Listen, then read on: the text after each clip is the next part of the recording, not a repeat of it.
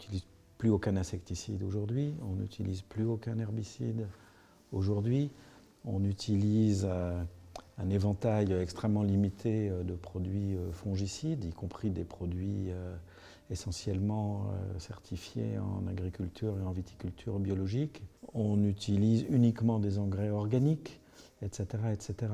Et chaque jour qui passe, on essaye de faire un petit peu mieux. On essaye de trouver une idée qui va nous permettre de travailler mieux et plus durablement. On a ces deux objectifs. Faire de très bons raisins, ça c'est quand même l'objectif primordial, avant tout.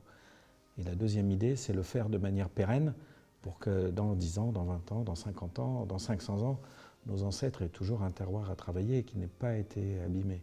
Ou qu'au contraire, peut-être, il a été amélioré. On a la chance chez Philippona que le vignoble avait été assez peu abîmé.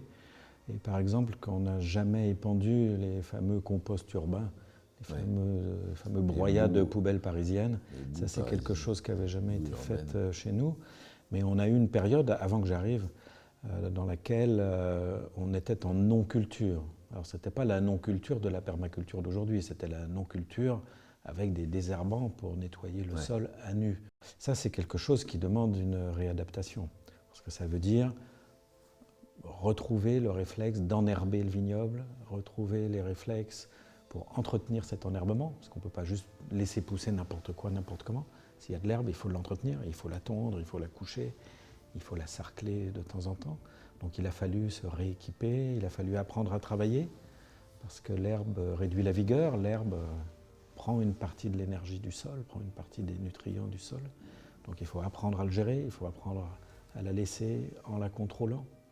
Il faut apprendre à utiliser, ça c'est quelque chose de plus récent pour nous, des couverts végétaux qui vont nous permettre de laisser pousser l'herbe, mais de laisser pousser une herbe qu'on va pouvoir ensuite coucher au sol ou réenfouir dans le sol et apporter des nutriments naturels produits sur place au sol.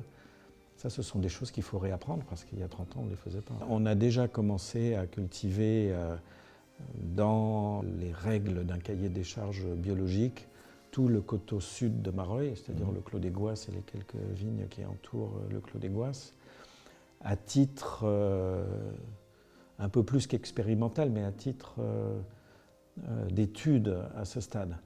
Si on arrive pendant plusieurs campagnes à bien travailler de cette façon-là et à obtenir des récoltes suffisantes et satisfaisantes en qualité, on pourra bientôt faire un Clos des Goisses bio. Notre réserve habituelle, qu'on gérait en soléra, c'est le mot qu'on utilise, consistait tout simplement à mettre de côté une partie de l'assemblage de l'année pour pouvoir l'utiliser dans l'assemblage de l'année suivante et ainsi de suite, année après année. Il y a une dizaine d'années, on a décidé de créer une deuxième réserve, c'est celle-là qu'on appelle réserve perpétuelle, dont la rotation est encore plus lente.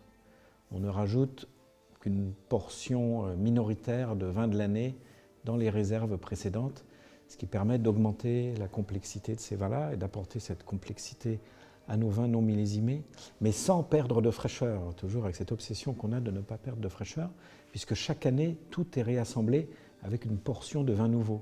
Vin nouveau, forcément plus jeune, et qui vient équilibrer les vins plus vieux. Ces vins de réserve, ils vont être utilisés dans les non millésimés. Non millésimés, puisqu'on n'a pas le droit, évidemment, par définition, de les mettre dans les millésimés. Exactement. Ça apporte quoi? De la complexité, ça apporte essentiellement, ça apporte des éléments de maturité, des éléments de vieillissement, modérés par le renouvellement de l'assemblage comprenant des vins plus jeunes.